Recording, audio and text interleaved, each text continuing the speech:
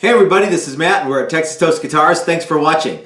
So today we're going to do a video where we bring you up to speed on the super cool guitar we made out of scrap wood. Let's check it out. So I just finished smoothing out the top. If you'll remember from the last video, and you can even still see a bunch of the old sealer around the edge, what I did was I sanded with my orbital sander the Simtex sanding sealer with 220, and I really just kind of wanted to get part of it flat. Now I've got some water and alcohol here, and I'm just going to kind of scrub some of that sanding cootie off, and you'll be able to tell what it looks like a little better.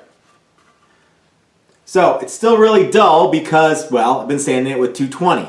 So the next step is to put our daily driver template on this and go over to the shaper and then finish it off on my beloved pin router. So let's check that out now. This is the template that we will use as a pattern for the outline, as well as our neck pocket and our pickup pockets, and where the bridge is going to go. Oh yeah, and the control cavity too. So let me show you what that's going to look like. So here is our body, and it is upside down. And the reason it's upside down is because the pin router works from the bottom. If you haven't seen any of my videos on pin routing, well, it's a pretty straightforward process, but the pin comes up through the bottom. And I'm going to show you all again, even though I've made a bunch of videos about using my pin router.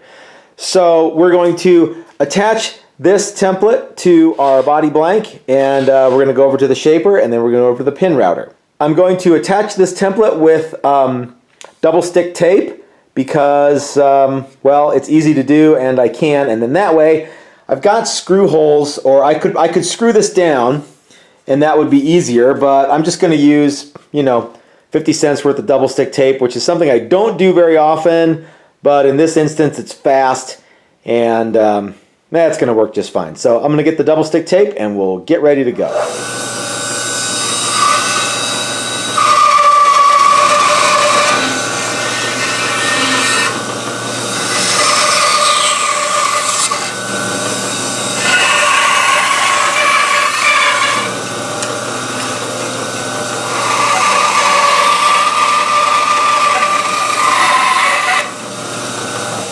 Okay, I forgot to tell you all that I needed to cut out my my body blank just a little bit more, around in this neighborhood here, because the shaper and the pin router would do it, but it would take a lot of, it'd be a lot easier to just cut it out. So we are going to lay out some double stick tape here. And you could do this with lots of different things. You could do it with screws, or you could do it with masking tape and super glue, like with that video that we made. But I've got this stuff, and I'm gonna use it. It's my shop. I can do what I want. Okay, so our template is all stuck on here. Now, again, we're gonna go around the edge with our shaper, and we're gonna finish up a little bit of these kind of tough to get areas with the pin router. You'll notice that I have the neck pocket is not all the way through. So that means that what I can do is I'll lower, or I'll raise the pin all the way up, and I'll go around the perimeter here, and then I'll lower the pin just so it fits in this pocket, and that will cut out our neck pocket. Pickup routes, actually on this one we're just going to do the back, so it's the full depth, and that's fine. Same with the control cavity. Could have gone all the way through, but I kind of like having a bunch of material here, not an incise cut. Just kind of go in and make a path for the pin to go. Why I did these all the way through, I don't know, but I just did. So, okay, so enough with that. We are ready to move on to the shaper. Okay, the body is ready to go. The template is attached, and as you can see, we are right by our shaper. This is a 3-inch cutter with a matching corresponding 3-inch rub collar. The rub collar will ride on the template, and these cutting carbide discs will actually cut the body wood. Now, a lot of people have told me how afraid they are of the shaper. the shaper is certainly a tool that you need to be very, very respectful of the power that it possesses. But you know, just because it's big and just because it's powerful does not mean that it is any more dangerous than any other power tool in the shop. People compare this to the router table all the time, like somehow because the cutter is big and the motor is more powerful, that it is more dangerous. Well, nothing could be further from the truth. Actually, this cutter and the power that the motor has on the shaper makes life considerably easier. Now, it's no more or less dangerous than the router table, but I actually do believe that you can do stuff on the shaper that if you attempted to even do half of it on the router table, you are making a big, big mistake, because the router table is not designed to do stuff like this. The shaper is. So everybody needs to get past the idea that the shaper is like wicked dangerous just because it's a shaper. It's unbelievably powerful and it's unbelievably effective, and if used improperly, it can be dangerous, just like the router table or just like a belt sander, any power tool. So nothing wrong with the shaper if you know how to use it, and you know, if you take all the various safety precautions. These handles on attached to our template, they're screwed down. They basically keep my hand all the way out of the cutting area of the cutter. Now, we have tried to use the shaper as it came from the factory with all the safety bits in place, and you know, it for what we're doing with it, it didn't work so great. We've found that having handles on the templates is really where it's at. So if you're going to use the shaper, you might want to give that a try. All right, enough of the bullshit talk. Let's start making some sawdust, and we'll go from there.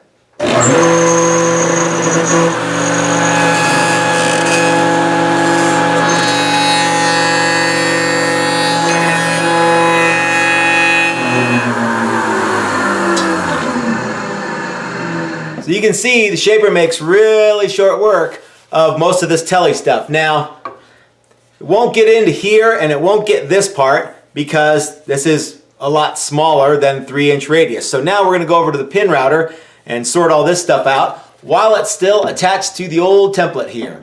Alright, so here we are at my beloved pin router, and we are just going to clean up this little area here and the cutaway here that were too small of a radius for the shaper to get.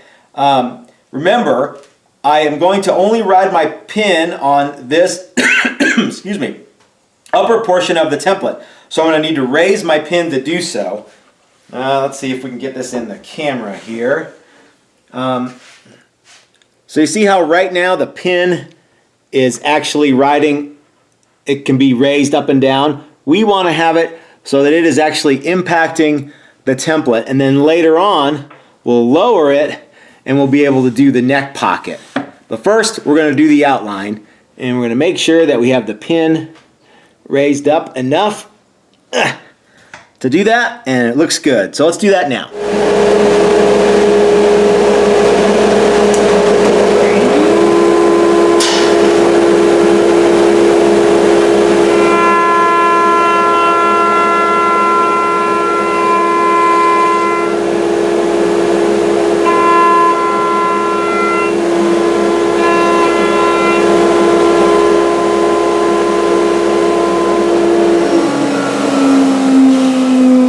Okay, as you can see now, our daily driver shape is all finished up, and you can kind of start to see some of the various pieces that we glued up. Remember, there's 11 bits going on right here. So now we are going to lower the pin so that it fits under the template, or onto the neck portion of the template, and we're going to go down 5/8 of an inch for the neck pocket, and we're going to go 5/8 of an inch for the rear bridge pickup location, and we're going to go about 1.5 inches for the control cavity, and then our body will be all roughed in. So let's check that out. Well, I forgot to turn the camera on as I was cutting for my pickup pocket and my control cavity route. And it's too bad too, because it was really, really exciting stuff. Lots of hot pin router action.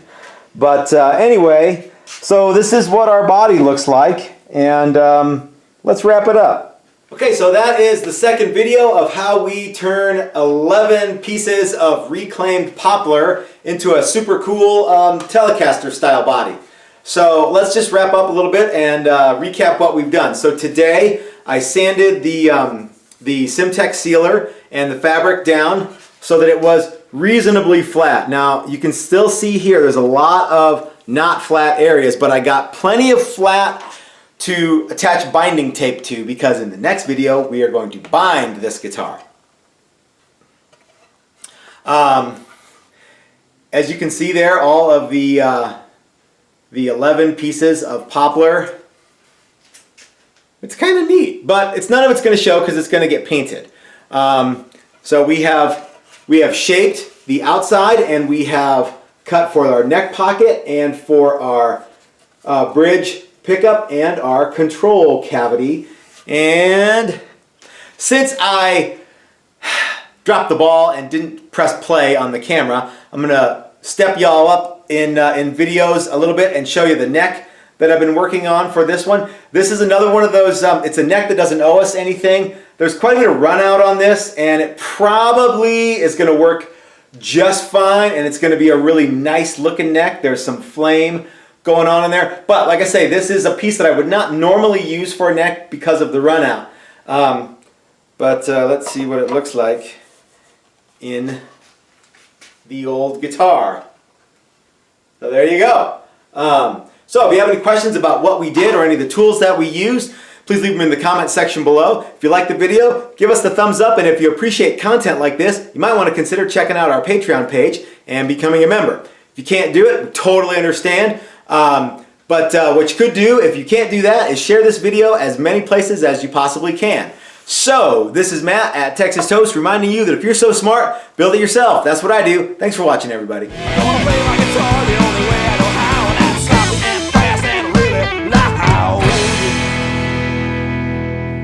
Yeah, so we'll get this guy trimmed out on the old man machine. We'll get this radius. That's going to look cool, especially when it's all shiny.